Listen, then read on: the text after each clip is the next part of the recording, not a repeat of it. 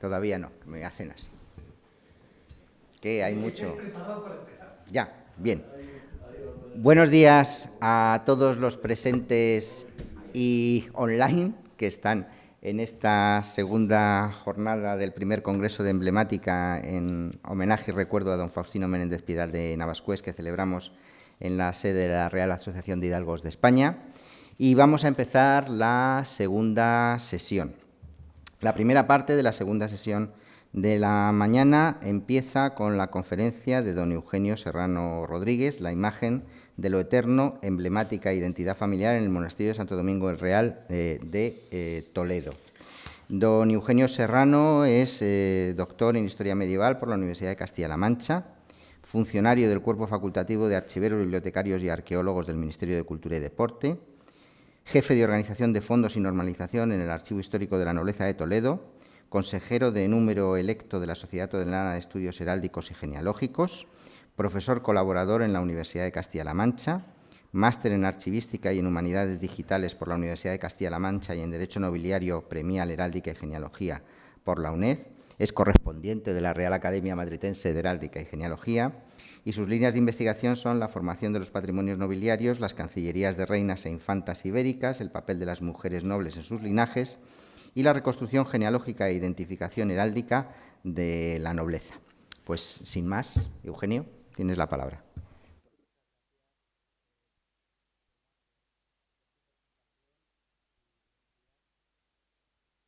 Buenos días a todos los que están siguiendo el Congreso, bien presencial o en línea. Bien, vaya por delante, en primer lugar, mi agradecimiento a la Real Asociación de Hidalgos por haber aceptado esta comunicación para este primer congreso de emblemática en homenaje a don Faustino Menéndez Pidal. Y, bueno, pues en esta comunicación pretendo ahondar en una línea de investigación que comencé hace ya unos años, vinculada con la emblemática conventual y la reconstrucción de familias de la nobleza toledana a través de archivos conventuales, continuando una labor desarrollada durante años por doña Balbina Martínez Cabiró, por cierto, Premio Hidalgos de España 2016 de Heráldica, Genealogía y Nobiliaria, y mi maestra en este ámbito de los linajes toledanos. Pues bien, además de seguir esta línea de investigación, les traigo un tema que ha sido también objeto de estudio de otros especialistas, como Francisco de Paula Cañas y otros colegas que han profundizado en estos aspectos, ¿no?, de la vida conventual, sobre todo en la época medieval, y pues es mi intención profundizar, abordar estos aspectos hoy desde una óptica, se vincula más con la heráldica y, como no, con la genealogía. Pues bien, en primer lugar, haciendo un poco de introducción, debemos decir que Santo Domingo el Real, este monasterio fundado en 1364 en Toledo por la noble Inés García de Meneses, se sitúa en la colación o el barrio de San Vicente. En pantalla pueden ver a izquierda, bueno, pues un plano de la ciudad con todas las fundaciones de la orden entre los siglos XV y XVII. En concreto, este monasterio se sitúa en la fachada norte y posee una enorme superficie con 4 claustros, la iglesia y otras dependencias. Así, visto a vista de pájaro, ¿no?, da una apariencia de un conjunto arquitectónico abigarrado y debido sobre todo a la ausencia de armonía por las continuas quiebras en los trazados, producto sin duda de diversas ampliaciones espaciales a lo largo del tiempo. Ya ven, pero que en esencia resume, ¿no?, la manera de construir muy toledana, con esos espacios abigarrados, ¿no?, apelotonados, unos dentro de otros. Aquí tienen la panorámica de Arroyo Palomeque, del maestro de obras José Arroyo Palomeque, de 1720 hacia 1720, en la que se puede ver el monasterio como digo, en la fachada norte. En esta época ya había adquirido su máximo tamaño, que quedó mermado posteriormente debido a ventas, a diversas ventas a monjas como las Comendadoras de Santiago y también cesiones en alquiler en el siglo XX.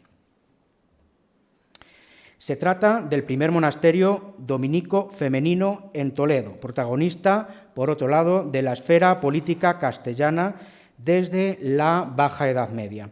Las primeras religiosas que lo habitaron fueron en su mayoría descendientes y parientes de Pedro I, y a destacar unos años después de la fundación, en 1380, la concesión del patronato regio por Juan I, con varias dotaciones económicas, a cambio de que las monjas rogaran a Dios por la familia real. Familia real que en aquel entonces ya era de la dinastía de los Trastámara. El monasterio posee un tesoro que es el archivo totalmente descrito, y que cuenta con documentos desde el siglo XIII. Una maravilla de archivo muy bien descrito y a disposición de la comunidad investigadora. Bien, en esta diapositiva he pretendido resumir un poco la trayectoria ascendente de la que gozó el monasterio entre los siglos XIV y XVI. Fueron las etapas de fundación, de crecimiento espacial, gracias a varios conjuntos de casas colindantes que fueron donadas por varias nobles que después profesaron, como vamos a ver a continuación, y también una época caracterizada por la Reforma Observante en época de los Reyes Católicos. En los siglos XVII y XVIII tuvo lugar la consolidación institucional y económica del monasterio, una época en la que alcanzó su fisonomía actual, para pasar seguidamente, durante los siglos XIX y XX, a otra etapa en la que el monasterio siguió las dinámicas comunes al resto de conventos de la ciudad, marcada estas dinámicas por la desamortización y la actual crisis vocacional.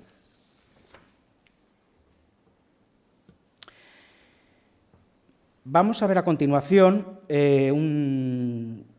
una parte de mi exposición centrada en las huellas de estas magníficas señoras, ¿no?, de las que hablaba doña Balbina Martínez Cabiró, y el apoyo que recibió el monasterio de la corona castellana.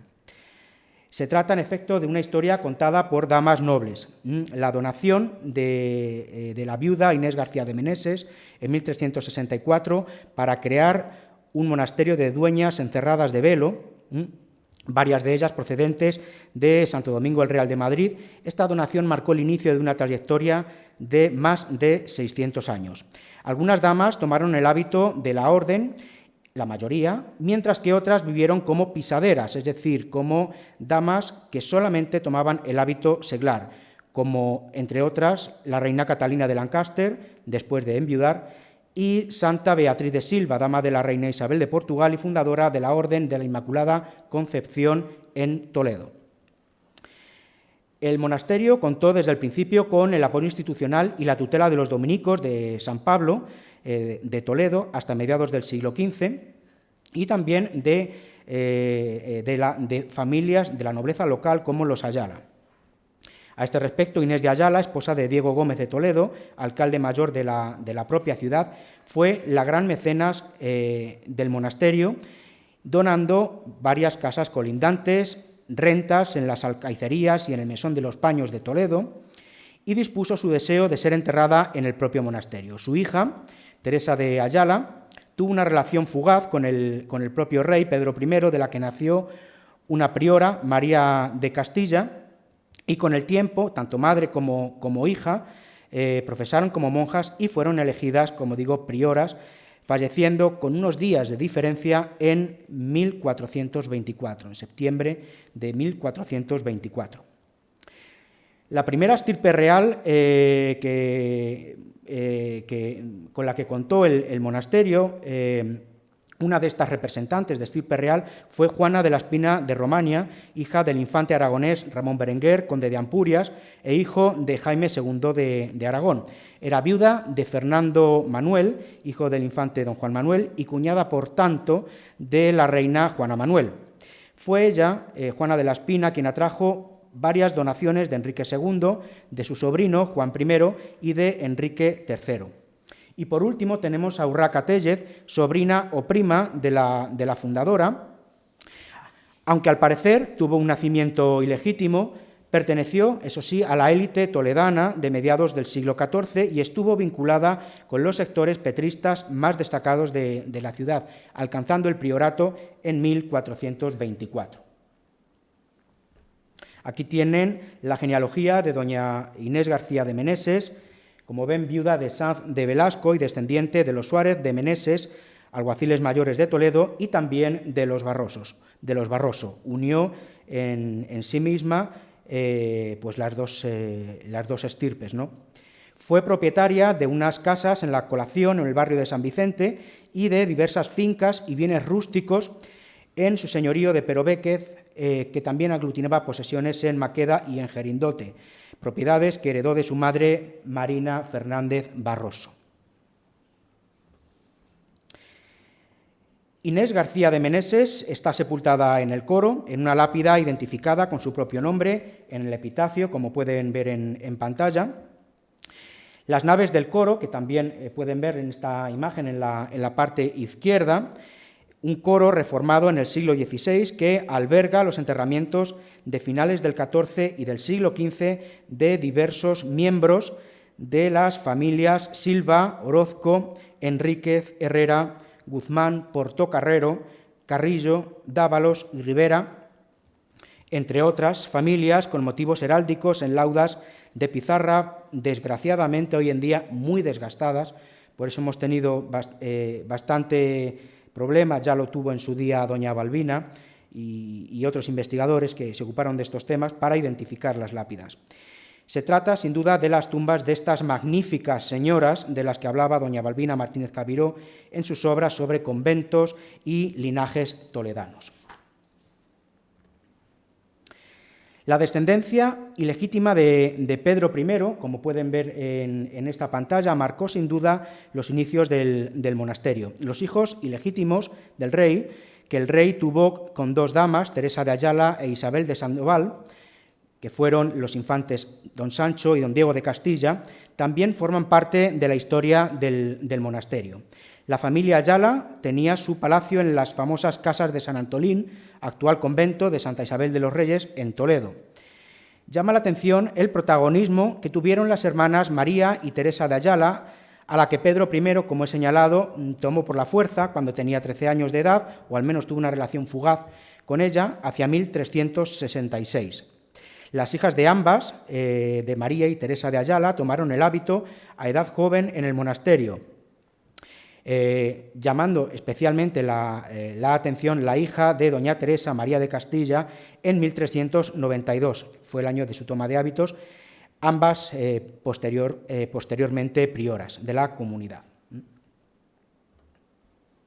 En el monasterio, como acabo de señalar, también reposan los restos de los infantes don Sancho, muerto en 1371 y llevado a Toledo gracias a la intervención de Catalina de Lancaster, y don Diego de Castilla, hijos ilegítimos de Pedro I.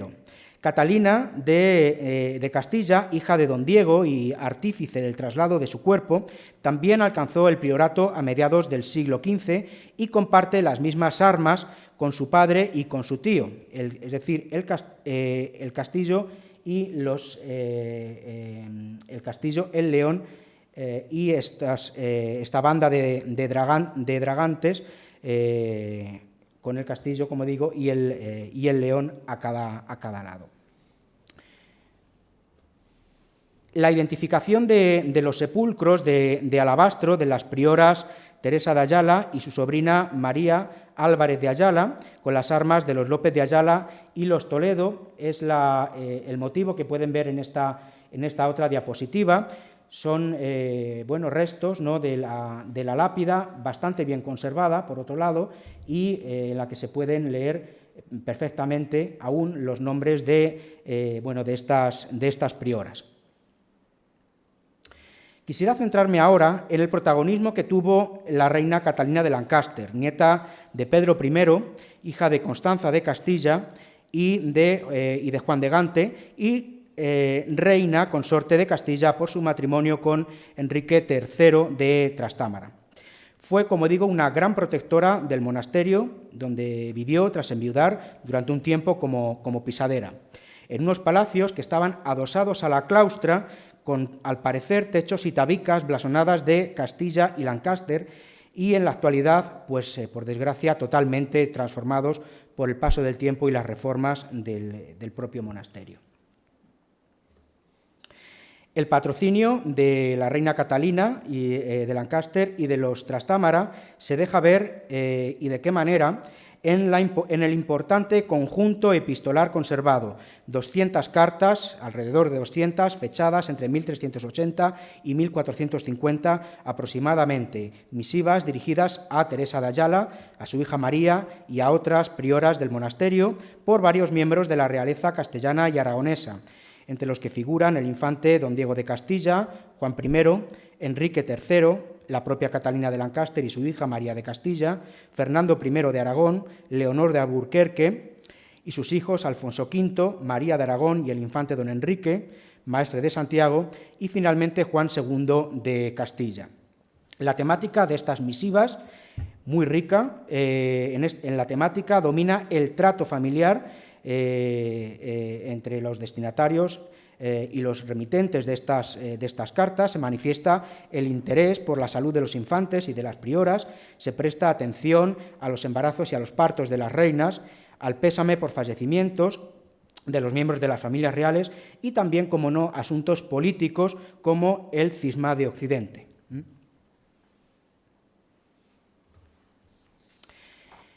Las capillas funerarias familiares es otra parte de constituye otra parte de esta comunicación. Están situadas en la iglesia del monasterio, que se comenzó a construir en 1565, alrededor de esta fecha, a cargo de Diego Velasco de Ávila, y que fue producto del derribo de algunas capillas antiguas y de la ampliación del monasterio hacia la plaza de Santo Domingo, con un pórtico renacentista de acceso al templo. La primitiva iglesia mudéjar del monasterio se comenzó a construir después de 1396, fecha en la que las monjas obtuvieron una licencia municipal para privatizar una calle y poder construir el templo. Esta iglesia, como digo, fue derribada, no sin algunos pleitos, con propietarios de antiguas capillas para construir la iglesia actual. Llama la atención la profusa decoración renacentista con retablos barrocos. La identificación familiar se reserva a los motivos heráldicos en las pechinas de las cúpulas. En la diapositiva pueden ver a la izquierda la capilla mayor o de Santo Domingo, también llamada de los Rivera, marqueses de Malpica, con un retablo del siglo XVIII. Fue fundada por Pedro Barroso de Rivera Figueroa, primer marqués de Malpica. En la clave de la bóveda figura el escudo de los Rivera con sus fajas, y en las pechinas, como vamos a ver a continuación, se sitúan las armas de los Rivera Figueroa, los Barroso, los Guzmán y los Hurtado de Mendoza, partido del marquesado de Cañete. En la fotografía de la derecha pueden ver la capilla de Santo Tomás, patrocinada por la familia Silva, que también fue construida por Diego Velasco de Ávila en 1575. Se ordenó su reconstrucción por parte del regidor Juan Gómez de Silva, que fue el que pleiteó con las monjas debido a esa intención de demoler la antigua capilla medieval que era de su propiedad. Los escudos en ella presentes tienen multitud de lambrequines y además yelmos con los blasones de los Silva Guzmán, los Ayala Barroso, los Silva, de manera independiente, y también los Arellano Hurtado de Mendoza. Pues bien, vamos a verlas a ver estos motivos heráldicos con más detenimiento. Aquí tienen, por ejemplo, el espacio reservado para los Rivera Figueroa, marqueses de Malpica. Esta capilla de Santo Domingo, la capilla mayor, fue refundada y decorada, como digo, por Pedro Barroso de Ribera Figueroa, señor de Malpica, y también de Valdepusa, que logró el título de marqués por concesión de Felipe III en 1599. Fue hijo de Francisco Barroso de Ribera y de María de Figueroa Álvarez de Toledo, y al igual que sus antepasados, tuvo el cargo de mariscal de Castilla.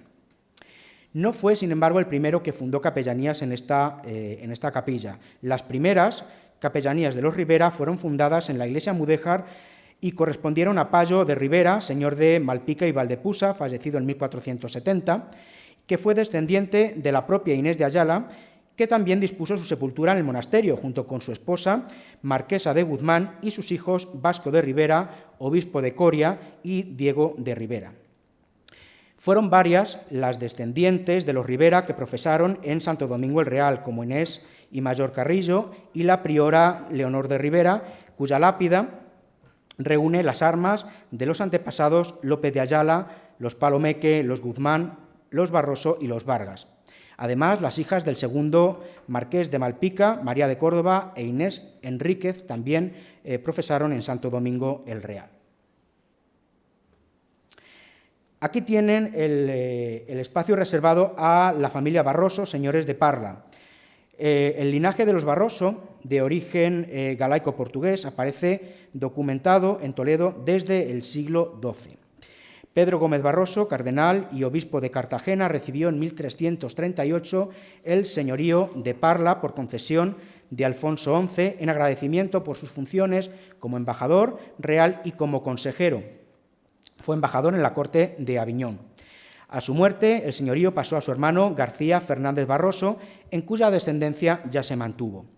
El entronque de los Barroso con los Ribera se produjo con el matrimonio entre Pedro Gómez Barroso, el quinto de este nombre, señor de Parla, con Aldonza de Ribera, que heredó el señorío de Malpica de su hermano Perafán de Ribera, fallecido sin descendencia en 1485.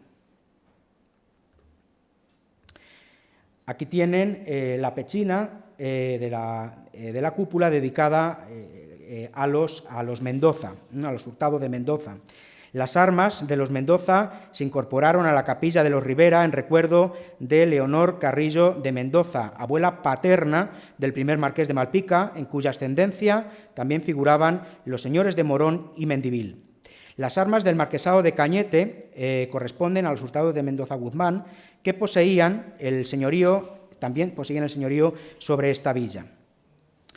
El apellido también figuró entre las propias, el apellido Mendoza figuró entre las propias religiosas de la comunidad. Por poner un ejemplo, Catalina de Mendoza fue la primera priora del monasterio después de la reforma observante de la orden, que fue llevada a cabo por María Gómez de Silva desde el vecino convento de la Madre de Dios en Toledo.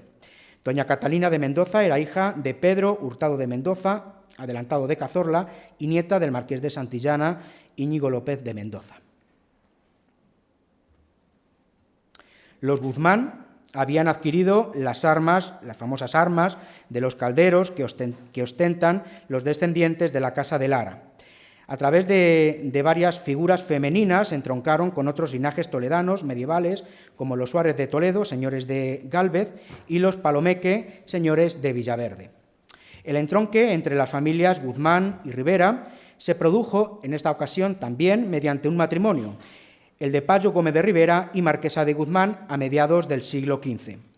María de Guzmán fue otra de las prioras reformadas de la comunidad a partir de 1508, que marcó esa trayectoria ya con la orden, con el monasterio reformado desde principios del siglo XVI. En la iglesia están sepultados en lápidas del antiguo templo medieval Martín de Guzmán, hermano de Alvar Pérez de Guzmán, quien falleció en 1490, y su hijo Luis de Guzmán. Ambos descendían del linaje de los Silva y de los Guzmán, a la sazón señores de Orgaz. Los Silva tienen, como he apuntado anteriormente, su propia capilla, que alberga los enterramientos de los primeros propietarios de la capilla, de esta capilla de Santo Tomás. Se trata de Juan de Ayala y de los hermanos Jorge de Silva y Arias Gómez de Silva, consejero real y alcalde mayor de las Alzadas. También figuran las sepulturas de su hijo Pedro de Silva, y de su hija Leonor de Silva, si bien sepultada en el coro con el resto de compañeras de la comunidad religiosa. Los hermanos Jorge de Silva y Arias Gómez tuvieron como ascendientes a Alonso Tenorio de Silva y a su esposa Guiomar de Meneses, protectores, por otra parte, del convento de San Pedro Mártir y progenitores de los condes de Cifuentes.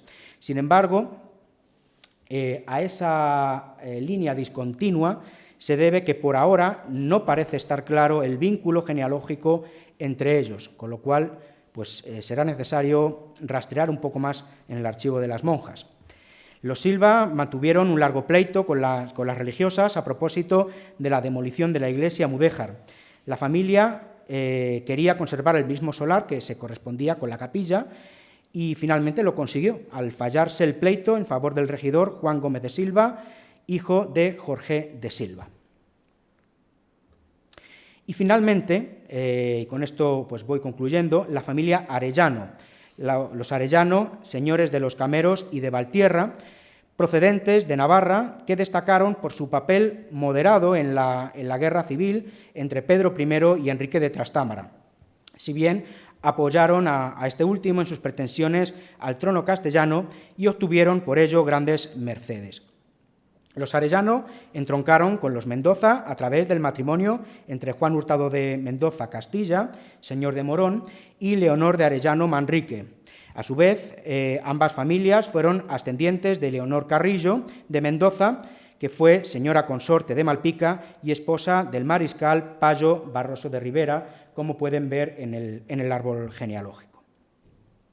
Pues bien, a modo ya de conclusiones, quisiera destacar el protagonismo del monasterio de Santo Domingo el Real, que atesora un conjunto único de simbología heráldica en sus muros y lápidas, que permite hoy en día reconstruir los lazos familiares de los linajes que patrocinaron la vida contemplativa de las religiosas durante más de 6 siglos. Incuestionable importancia, por otro lado, de la monarquía castellana en la protección económica del monasterio, cuya primera época estuvo caracterizada por la presencia de algunas descendientes de Pedro I, como la propia reina Catalina de Lancaster. Testigo de aquellos vínculos afectivos es el importante conjunto de cartas reales dirigidas a las prioras. A pesar de ser uno de los conventos más estudiados de la ciudad de Toledo, Santo Domingo el Real aún conserva una parte de su historia inédita, un aspecto que no hace hoy en día sino incrementar aún más el atractivo sobre esta institución. Por tanto, y con el recuerdo de doña Balbina en mente y de sus grandes aportaciones a la historia de los linajes toledanos, les agradezco mucho su atención. Muchas gracias.